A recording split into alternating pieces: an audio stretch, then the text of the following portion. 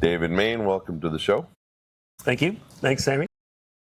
We've been obviously talking over the last couple of weeks as we've been cruising on the San Juan Social Club Adventure of the Year. There you go. Well, we did the first one, and then you were one of the few that stuck around, and that was for Davin and Liz, their honeymoon. Right. I actually came on board the second half.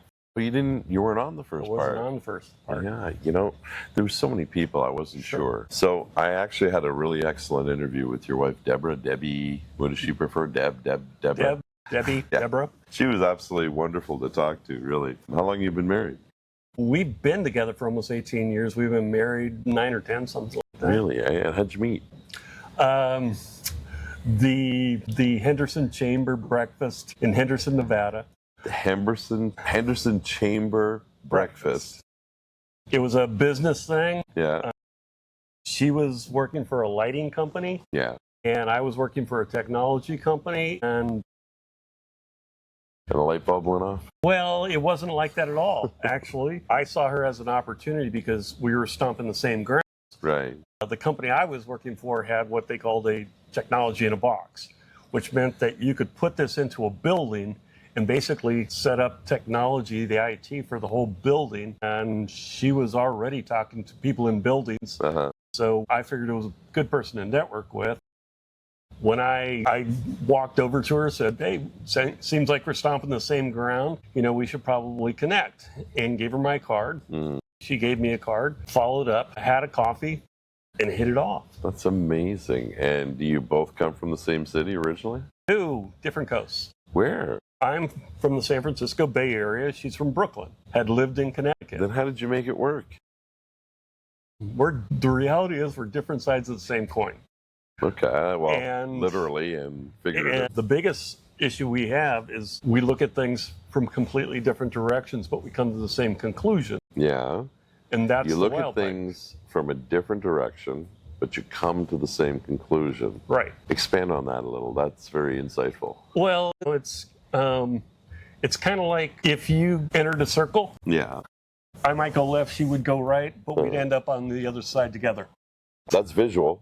Yeah. Can you give me an example of something that you both look at from different perspectives and then come to a conclusion together? And first, you debate a lot first before you come to the conclusion. Sometimes, but it could be anything from a paint color to what are we going to do today, or how are we going to do this, or we've had clients together. She and I launched a digital marketing company back in Vegas. Yeah.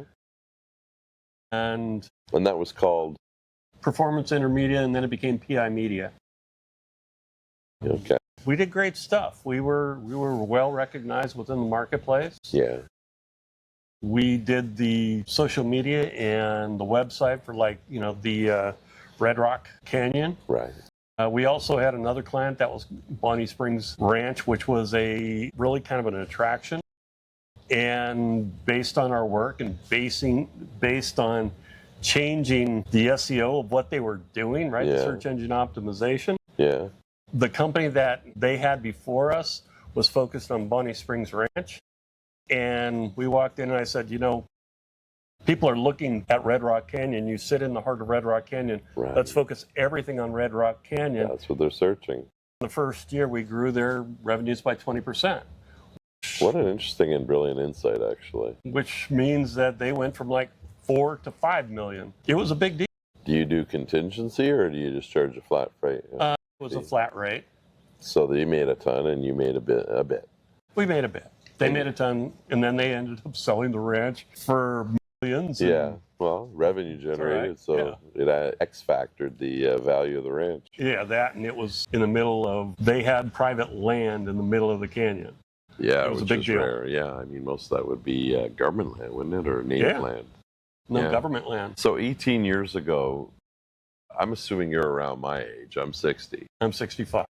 So 18 years ago, doing the math, you would have been like 47? Something like that. So at 47, you had been married prior?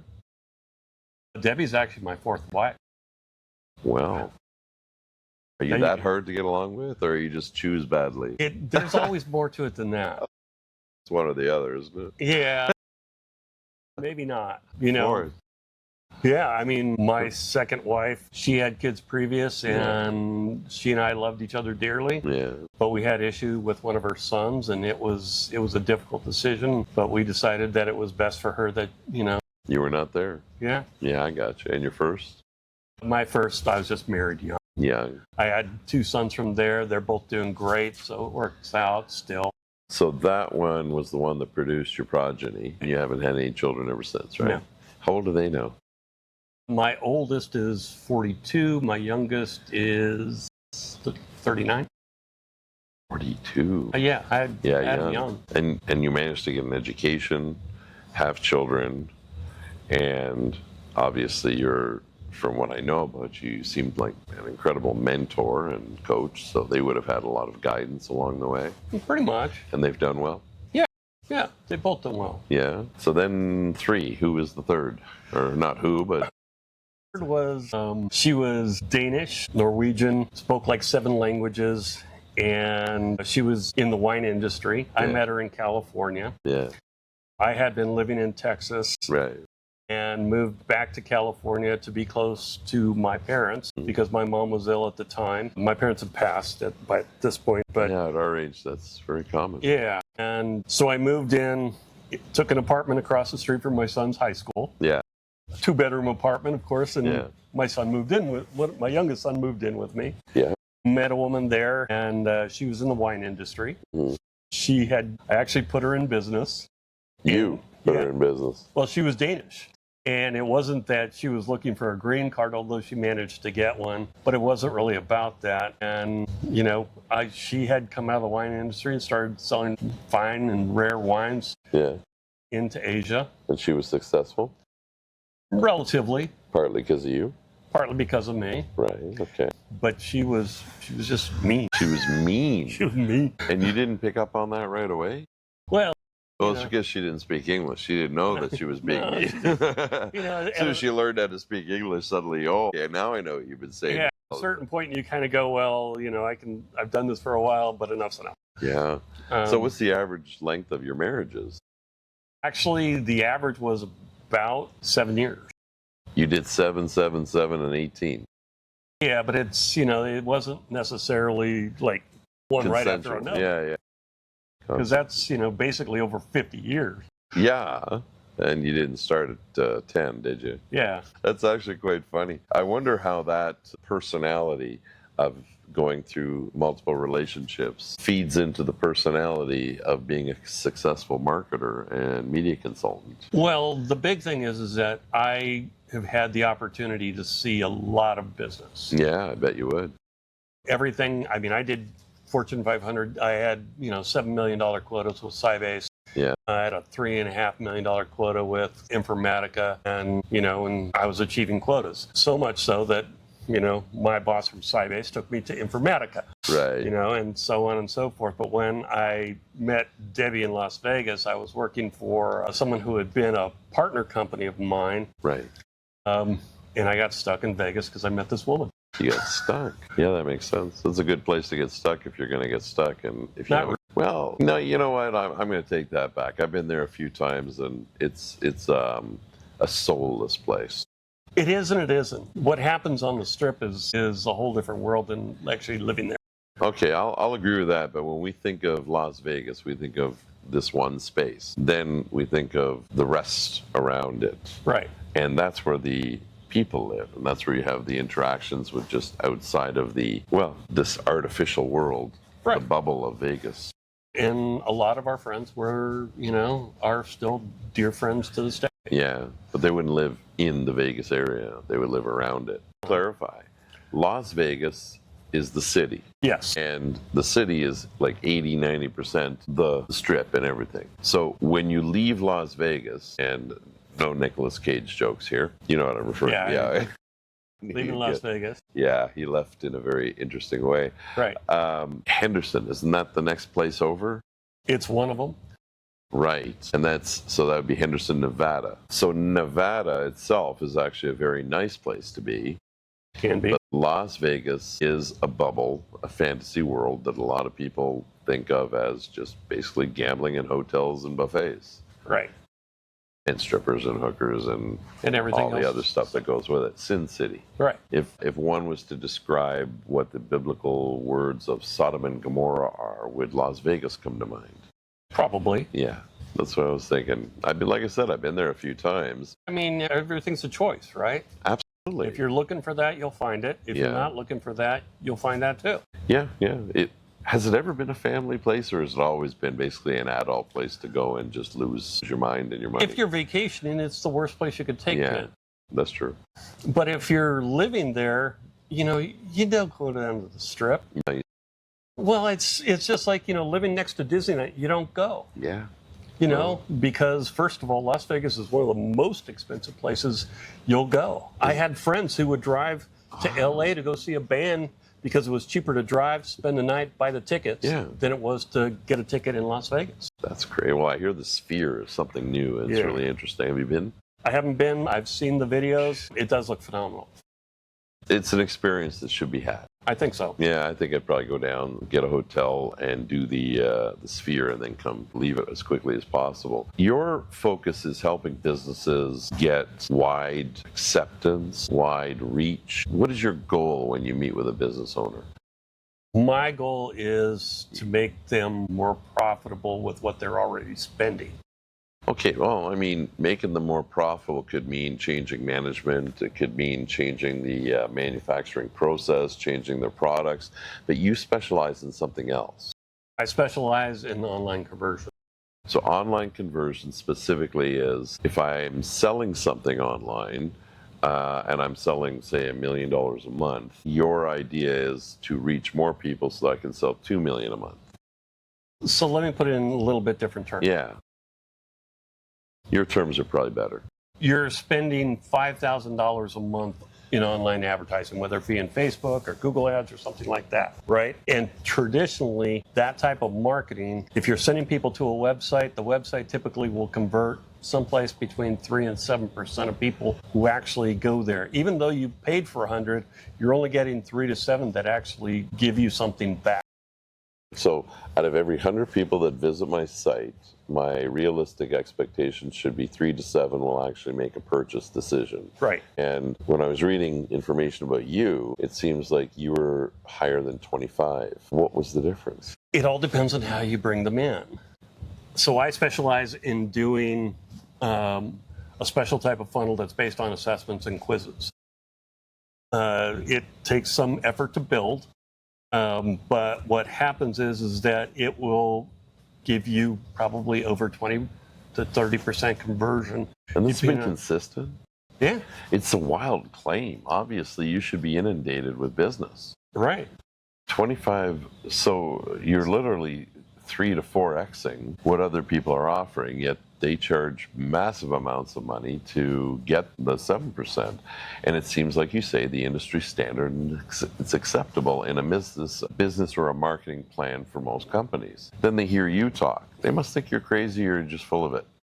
They can, but they're also looking for a better solution. Sure they are. But why isn't the industry standard 25 or 30? Because it's not.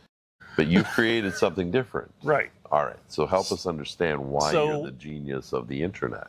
Because literally you would be at the 2% of achievers with the kind of results you're getting. Would that be fair to say? Yeah, but I mean, we're at a point where we're just rolling out a technology that's been around for about 3 years. Right. But it hasn't really matured. It hasn't really grown. There's been a few people who've done it and, in somewhat reasonable success and some who've been very successful. Yeah. But, when you look at what people do online, first of all, they become a lot more protective about what they give you, especially even just an email, because they know they're going to get bombarded with stuff. Yes. So they also are going to have, today, people have 2, 3, 4 emails or more. Yeah, that's true. I got like 7. I hate it when all these things come up asking about the cookies and, manage content and what do I accept and what do I don't accept and reject this. But most people, I guess they just click and just so they want to see the content. Right. So in this case, what happens is that somebody comes to your website and instead of giving them just a flat website or what's commonly referred to as brochureware, which converts terribly, you you don't give people a path to go, right? In traditional websites, it's brochureware. You expect people to click through. Well, and the reality is, if you build it all in one page, you don't get a lot of respect from Google, so you have to push them into other parts of your website. And the problem that you get is that people don't convert unless they know to do that. Why would they do that? If you give them the information on the homepage, why are they going to go farther? Because they're going to look at it. Or you push them into a place where you suddenly pop up a pop-up screen with a contact form, and you're asking them to give you information, and candidly, you haven't earned it yet. And that's usually where I leave the website. And that's where it becomes a bounce. Yeah. Right? And that doesn't count as the 7%. Right? Of course, that's the 93%. Yeah. But when you think about it, that's the broken piece. So what happens is, instead of bringing them into a piece of brochureware, we bring them in and do an assessment, do a quiz, do something that's of interest that will also give you back value.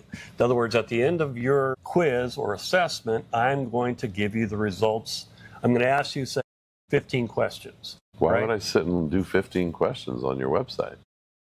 Because you're interested. Because you know that you're going to get a result that comes back to you immediately. Okay. Right? I want to know about podcasting and the most effective way to launch my podcast. Wait a minute. That would be interesting, now wouldn't it? Actually. If I'm a company that provides podcast services. Are you? No, although I do know those people. Yeah. They're going to put you in a situation where they're going to ask you a number of questions. It's not going to be a lot of questions because you don't want people to bounce out halfway through. But typically between 10 and 20 questions is an acceptable amount. Nothing personal. No. Okay. No, it's all pretty much business related, unless of course you're somebody like a hypnotherapist, which I've had a client that was. And they may be asking very specific things, but you're going to give people a select set of answers. You're going to score their answers. Then you're going to take that score and give them a result set in the form of a report. So they have to give you the email to get the report. So the report will then tell me. The report may tell you, based on podcast services, how many times you're doing it, what platforms you may want to be on, all those types of questions that start to kind of shape who you are and what you're about to that company. So you get value because they're going to give you the research and their expertise back in the form of the report. They get benefit because now they have your contact information. They continue to nurture you. Mm-hmm. They can call you. Mm-hmm. They can do all those types of things depending on what information they're asking for. Okay. When you get there, then it becomes the top of the funnel, right? So now we start a nurturing campaign, and they understand that they're starting to see value, and you continue to send them value. So now you become comfortable with doing business with them because they've given you value, and you've seen the benefit of it. So this is great for a service-oriented business, but a product business, I find, I'll click on it, and there's so many links, and you don't know, okay, what am I shopping for? A shirt, a pair of pants, this and that. Would that system work in the sense of, let's say I go to Columbia's website and I want to buy some outfits. If you were working for Columbia as a consultant, would you offer like a questionnaire saying, okay, well, what's your background, where do you live, what's your heights, and stuff like that, so it would give me options of what kind of clothing would probably work best for me. So say you are setting one of these up, and keep in mind that you want to keep these narrowly focused, right? So say we're going to sell coats. Okay? Because Columbia makes a whole variety of coats. Sure. Right. Now, the first question is, what type of coat are you looking for? Are you looking for a heavy coat for winter? Are you looking for a light coat for, say, spring? Sure. Right? So you start asking all these different questions, colors, things like that, and you start kind of boiling it down. And the result set may be based on your answers. Boom, here's a selection of product that you might want to look at. That makes a better, faster, and more realistic conversion rate. Right. And that's the coding that you've created to allow that to occur. Is any of that trademark or copyrightable? Not really. No. So basically anybody can go to a website, see what you did, and then just copy it. If they, it's not... It's not easy. It's not for the faint of heart. I mean, you need a number of skills. Yeah. AI has made it significantly easier. But it's still a matter of understanding how businesses work and how people buy and what their motivations are, and because it's not so much that people will bounce out once they start, unless you give them a place to bounce or a reason to bounce. So they'll go through the whole thing, finish it. What kind of businesses generally would want your services? I'm assuming you're not cheap. I'm not expensive in the big scheme of things, but it's typically I'll start someplace between $3,000 and $5,000 for this base system, and then like in the case of Columbia, where you have multiple products, then you keep adding things on, and obviously you have multiple funnels working. So what would be different about David versus? I mean, by the way, I like the idea of Main Street Productions. That was a very clever play on your name. Right. Easily gotten away with too. And anybody who would say, "Oh no, you can't call yourself Main Street." Yeah, sure I can. It's my name. What would you say makes you stand out in this industry? Because I'm assuming this is an industry flooded with consultants and advisors. Actually, it's not. Really? It's not. It's not. How is that possible? I mean, every single business is online now, and they must all be looking to go from 7 to 25% conversion rate. Well, it has, both quizzes and assessments is work, and you have to understand both people in business, right? And just like I was saying about the coats, you have to look at what somebody's looking for, what the buying process is, working with the client to understand their process, where, when somebody drops that lead, where does it go? And when you think of, especially like software companies today, a million software companies emerging, because people are now learning to build code without building code, and all these things are coming out. But the reality is they don't necessarily know how to build this, but they see their buying journey. They probably have a customer relationship management system, a CRM, or a contact manager or something. And now you have to put all these pieces together.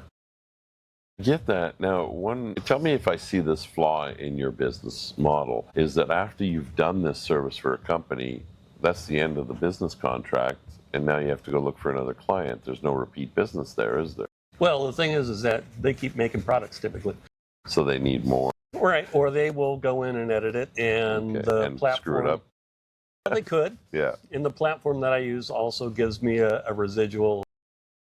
So there's a back end to your business. Right. That's a very clever thing, and I'm glad you mentioned it, because a lot of people that are consultants and coaches, they sell their time and their expertise, and then it's thank you very much, goodbye. Now I look for the next client. Whereas if you can maintain a bit of a small stream from 100 clients over time, that generates a massive monthly income. Right. Okay, that's a really interesting point right there.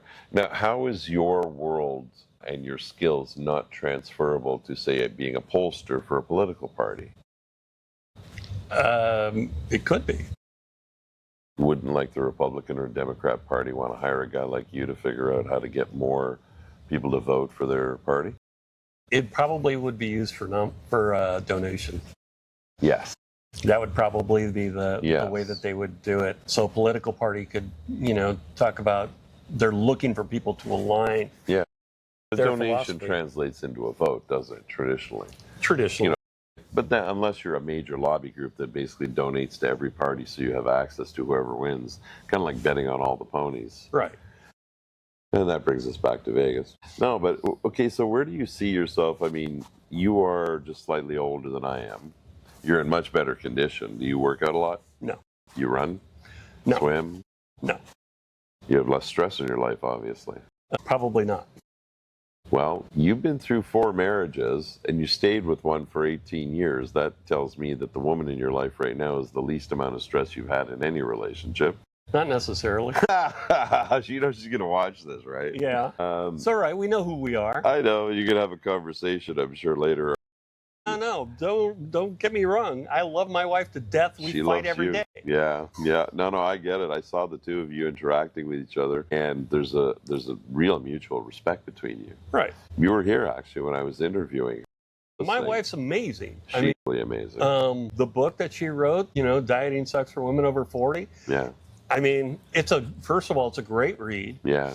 She's an amazing writer, and it's just one of her talents. In my first interview with her, and I do say first because we didn't get into the book, we didn't get into some of the other stuff that she's writing and the other products that she's putting together, but I wanted my audience to kind of get to know her a little bit first. And that's basically the platform. I think you've figured that out already. I have a rule in sales. What's the purpose of a first meeting? It all depends on what the objective is. My objective is always the same. The purpose of a first meeting is to get a second meeting. And I've lived by that for a long time, and it's really worked well for me. And that way there's, the first introduction is just basically build some rapport, get to know each other a little bit, see if there's a fit and a purpose for a second meeting. That way nobody wastes anybody's time, and they decide if they actually want to do business together. See, here's a perfect example. Coming to the same conclusion from a different direction. Yeah. Right? Because when you said to see if there's a purpose for a second meeting, I go in that meeting thinking I'm qualifying, right? Yeah. Are we going to do business? Yes. Do you have a problem that I can solve? Yeah. When I was with Sybase, I would call companies up and say, I'm with Sybase. We have 100 different technologies that might benefit you. Yeah. Let's have a meeting and see if we can find a place where I can solve a problem. Right. And it works because people do have problems that they need to solve, especially in business. Actually, the wealthiest people on the planet figured out a long time ago that if you want to get rich, find a problem somebody has and solve it. And it seems like such a simple, logical thing to think and common sense, but it isn't. Well, the old saying, what's the purpose of a business? And most people will tell you to make a profit. That's not the purpose. That's the goal. That's the goal. The purpose is to solve a problem. The problem. Yeah. Be of service, to be a contribution, and those are the kinds of relationships that will be repeated. Especially when you think about like some companies. I'll give you a wonderful example. I have a suitcase that I buy. Actually, it's my second one, Briggs & Riley. I bought one 20 some odd years ago, and I used it over and over and over the years. But I mean, it's 20 years old. Right. And the wheels were kind of wobbly, and the handle was kind of damaged. So I go on their website to look for another one. And on there, it shows their warranty. And it's lifetime. It's like Zippo lighters. And I look at the fine print. There's got to be fine print, right? And it turns out this company will repair your luggage. And I mean, I should be paid by Briggs for this one. But I couldn't believe it. Honestly, I just couldn't believe it. So they gave me an address that was about a few hours away from where I lived, easily shipped. And you pay the shipping there, they'll pay the shipping back. And they completely renewed my piece of luggage for free. Nice. 20 years later, no receipt needed. So when you have a company that has that kind of a business model, Zippo is famous for it. Right. You have a Zippo lighter from 50 years ago, they'll still repair it for free. It's the relationships that we're creating, the trust. And you would be a part of that in what you're creating. And part of the thing you're telling your customer, if I'm understanding correctly, we need to build integrity into our questionnaire. We need to build trust so that when a person reads the questions, they know that this company is interested in me, not a customer, but Sammy, the customer, and what is completely different about me than is different about David. So that's a very clever approach. Well, in my case, this may sound odd. I deliver a lot of confidence for my clients. Yeah. Confidence that if we're going to go after a problem, that I can solve the problem. Yeah.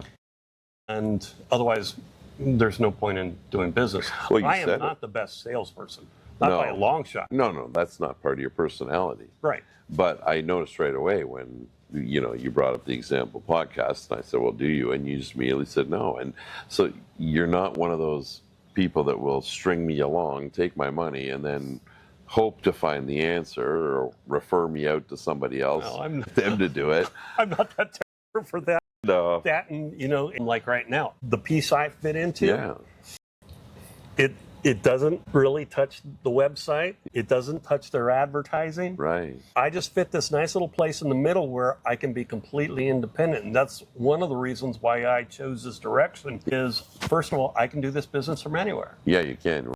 Cruise ship now. I bet you've been working. I've been working. In fact, my laptop's over there. I'll be working after this. I'm looking at new technology because I know that there's a need for the back-end technology that has to fit. Well, on this cruise, you've networked with a lot of people. Was this the first time with San Juan Social Club? Yeah. Did you find some business? There's business to be had. I'm not quite ready to look for those pieces of business. I still have a few pieces to make sure that fit. You're creating something new, aren't you? Yes and no. New idea. I'm taking somebody's really business model and I'm adapting it for the client I want. The client you want, as in the person you haven't met yet, the client you're looking for, the client, ideal client for you. I'm not too concerned because I have a solution to a problem. Okay. But can it fit any industry, what you're doing? Yes and no. In other words, I'm not interested in working with plumbers. I don't want to work, So that's where you draw the line. Well, I mean, there's choices. The guys that fix the sewer lines. I'm not going to talk about plumbers because I have a bias about plumbers. Really? You've had bad experiences with plumbers?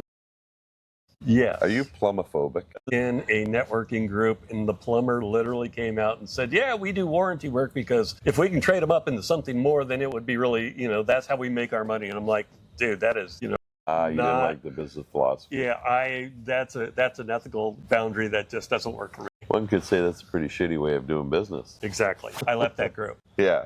Because if you're willing to let that guy be in this group, yeah, I can't refer him. And if that's the person you want, I can't be there. Did you find real value in the San Juan Social Club? Well, I think they're great people. Yeah. You think you'd come to it again? Yeah. They also have another one called the Mastermind or Marketing? The Marketing Group. Okay. And that one's been going on for like 20 years. Captain Lou, apparently, he's been doing that one. Davin, I guess that's how they met. And then the whole San Juan Social Club came out of that. Or the San Juan Social Club cruise came out of that. So do you plan on joining us again next year? We're discussing it at this point. What did Deborah get out of this cruise? Debbie's in an interesting place in that she signed up for the cruise and then she basically got a mentor, and that mentor took her down a path that she's been working on diligently. I mean, Debbie's going down a particular strategy to grow her kind of ecosystem of people. Interesting. Can you share who the mentor is? I really don't want to go into that. No, that's for her to. No, I understand. It's just I love these success stories because I found a mentor myself on this cruise. Yeah. I'm a 60-year-old guy, and I think I mentioned that to you before we started. You think of mentors as coming into your life in your 20s and 30s. You and I have mentored people, Sure. And actually this entire podcast, the principle behind it is mentorship. Lived, learned, wisdom, earned. Right. So you've lived this life. You've learned an awful lot. Now you're 65, you've gathered all this information, processed, come to a lot of conclusions, and now you have wisdom. And that was hard-earned wisdom, I'm assuming, because this business that you're in was very competitive.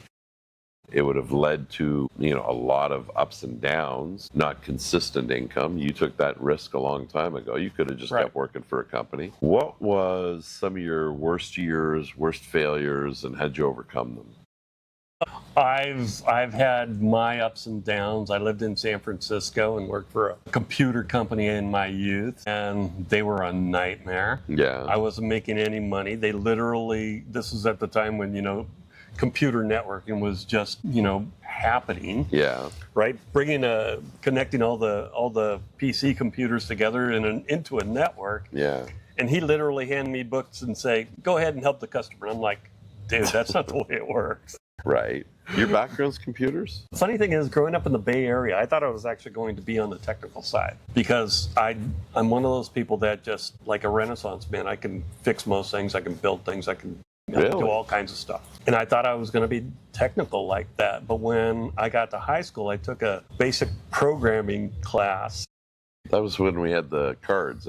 Yeah, well, just after that. Oh, my God. Although, yeah, because being in the Bay Area, they had a terminal that connected to the local community college. And we would literally write, add 2 + 2 in BASIC or something like that. Yeah. That lasted 3 weeks and I was just bored to tears. Yeah. I can't imagine you with your personality sitting behind a computer for, your whole entire existence. You are a personable individual. You're well-spoken and you've got a very pleasant smile and nice eyes. So, thank you. And I'm saying that, as in the heterosexual way. Just admiring, the qualities that you present. Right. But I'm also dyslexic. Are you? Yeah, but I'm not like terribly dyslexic, but I'm dyslexic. Do you believe in dogs? Yes, I do. Sorry. Yeah. But I mean, where it shows up is between my head and my hands. Yeah. So as a high school senior, I took typing because I knew that would be a skill that I would need going forward. Same. And I could never get past 27 words a minute. And What I'm typing now, but that's, yeah. Yeah, I mean, where there were plenty of people in the room that were typing well over 60 words a minute. Yeah, but you're not in the typing pool, so what's the rush? Yeah, but I mean, the issue is that it takes me 3 times longer to produce things that are written. You heard of ChatGPT and Siri? Sure. See, now also you can dictate. I still remember when Dragon, I think it was the the program came out. Right. And it was Speech to text. Yeah, and it was terrible. Mm-hmm. You had to go and correct everything. But now, unbelievable technology with speech to text, so you don't have to type anymore. Right. I know people who do, their blog posts. They'll open up an email. Yeah. They'll click the microphone at the bottom of Gmail and start talking as they're driving. It's funny, you saying this. Then they go back and correct it. My son is a lawyer now. Graduated a year ago and just completed his first year of articling in Canada. We have to do articling. So he's been doing incredibly well. Good. He's fantastic at reading, fantastic at writing, but his speech skills are adequate. Myself, I am not the writer that he is. I don't read as much. Well, I used to, but I don't read as much as he does. But my verbal skills, my conversational skills, and public speaking skills are way beyond average. So for a person like myself, instead of sitting there, click, click, click, using dicta would make a lot more sense. And a person like yourself, you're more of a dictator than you are, Would that be the right word? Yeah. It is. But is it spelled the same? Probably. I'd have to look that up. Let's ask Siri after. I'm a dictator. I'm a dictator. I've always wanted to be a dictator. Now I am. But no, okay, so what would be your next challenge? Like, what do you see for yourself? You're 65. You should be slowing down. But Challenge. Is it? I'm in the process of building right now. Now, I've already started looking at talent and talking to talent around me because I can't do the work anymore. I mean, I first of all, well, it's more a matter of bringing people on who can do the whole thing. I have to understand how it all works. Yeah. But the production side, if I was to do it, once again, it'd take me 3 times longer than somebody who but you need, in this particular case, you need different skills. You need the writer, you need the person who's going to work with AI to produce some of the content, but you also need a designer, you also need a technical person who can marry this system into the CRM system, and many times the company or the client that I have will have that person in place because they need a CRM administrator. So they can, I tell them, here's how we map it. And so that everything just goes directly in and it starts the process as you normally would. And if they don't understand that piece, then I can walk in and say, okay, let's set this up right. You're the overseer. Exactly. The dictator. The dictator. So, for a bit of a summary of because you're a very jovial person, but you've had tragedy and sadness in your life, I'm assuming. Everybody has. And how do you Especially normally... with 3 failed marriages. 3 failed... Was there still a lot of alimony there or No. huge jags? Did you get wiped out every time? My brother had... There's one that my second wife, who I told you I love dearly. Yeah. I sold her the house for $1. And it's like, Why not 50 cents? well, $1 seemed reasonable. Actually, I think there's something in the legal contract law that says that a contract can only be valid if $1 is the minimum. I'm not sure, and I'm sure someone's going to look it up and then write me and tell me that, oh no, a penny will do, But no, that's amazing that you did that. Well, the thing was, what was I going to, I mean, she had her kids, and what was I going to take her kitchen table? At least 2 chairs. I didn't need all that. Break up the set just to piss her off. People do that. I loved her. Her kids and your kids got along? Yeah. but Yeah. they were in different places. My kids were in California with their mom, and at that point, we were living in Texas. I was living outside of Dallas. Did you have a lot of interaction with your boys? Yeah. Throughout your life? So it was Still. And you have a great relationship? Yeah. And they both do, what do they do for a living? My oldest is a manager of a bike shop in the Bay Area. Fun job. Yeah, and he's been in the bike industry for a long time. Both of them were downhill mountain bike racers. Wow. But they deal in like the high end, $12,000 bikes. That's a really dangerous sport. It is. And thank God he gave it up because he had a bad concussion. Yeah. And it was time to give it up. Now that being said, he still rides. Yeah. Don't race. He should try Leveler Up. Yeah, Level Up. What about the other one? The other one is supporting his wife in Montana. He'd basically been a sales rep for a number of different brands within the industry. Yeah. And, worked with other shops and things like that, and decided that they were going to go up to Montana. She's in the horse industry. So she does well. Well. The logical decision was support her. And he went up to support her, and basically he worked on a ranch. That's a good life too, though. Yeah. Does the other one come along with his bikes? He got cold. But does the one with the bikes come down there and go racing around? Montana's a lot of flat land. I guess. That'd be not much of a challenge, I would think. I don't know. So this is the last thing that you're building and doing. That's right. Are you still looking for clients, or do you feel you have enough in your funnel? I am in the process of launching. Really? So that's why I'm still looking at technology. I've been looking at this. I was working on Debbie's stuff for a long time. Yeah. And then we finally handed it off to somebody else who could do all the work for her that she needs. Yeah. Because candidly, she needs a lot of support in what she's working on. Sure. And so now she has a team of people that she works with. Yeah. That left me kind of in a good place to go and start looking at what I was going to do next. And candidly, I looked at a lot of things over the last probably 4 months. And I came to the conclusion that this was the right thing at the right time. Yeah. That filled a need. Because, people are paying thousands and thousands and thousands of dollars and getting minuscule return. And they're losing. They just can't afford to do it. No, they can't, but that's what's sort of the industry standard. So their expectations are at least we're getting what we're paying for.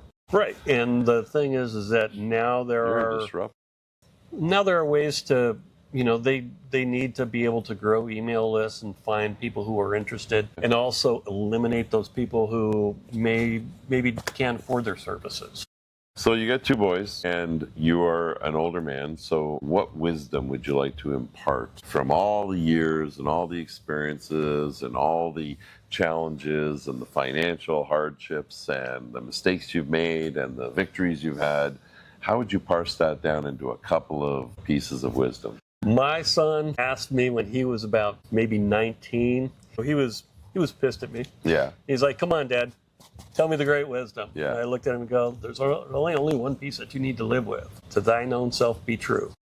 Thine own self be true. Don't lie to yourself. No. Don't fool yourself. Yeah. If you can't do it, ask for help. Okay. If you need help, ask for help. If you can do it, step up and do it." Yeah. So, take action. That's the one thing. Yeah. That being said, we feel committed to share what we've found. That's the whole reason Debbie wrote the book. Yeah, that's why, it's clear what her world is about, that she's a contribution to women who are struggling, especially as, she pointed menopause and on with weight gain and the results of all the other symptoms. And so she has a sadness in her heart for others that are experiencing this, and she feels like she wants to take some of that burden from them. Well, the thing is that it's crazy what we've discovered, especially in the medical community. They just don't teach them. First of all, they don't teach them about nutrition because that's a different school. Yeah, that's in the agriculture department. That's it. Nutrition's a different school. Have you met Dr. Manon Bolliger? I don't believe so. I'll put you guys in touch because she's fantastic, naturopath, homeopath, and I did an incredible interview with her. And when you read what her background is and what she's accomplished, I think her and Debbie would get along great, and they would be able to help each other. So I'll pass that on and connect the two. So no other words of wisdom you'd like to pass on? You have to do at least two. The other words of wisdom would be... I feel like asking about marriage, but I'm afraid. What have you learned about relationships? They're all hard. They are? They're all hard. And, if you can find a person that you can enjoy every day, hold on to them like they are gold.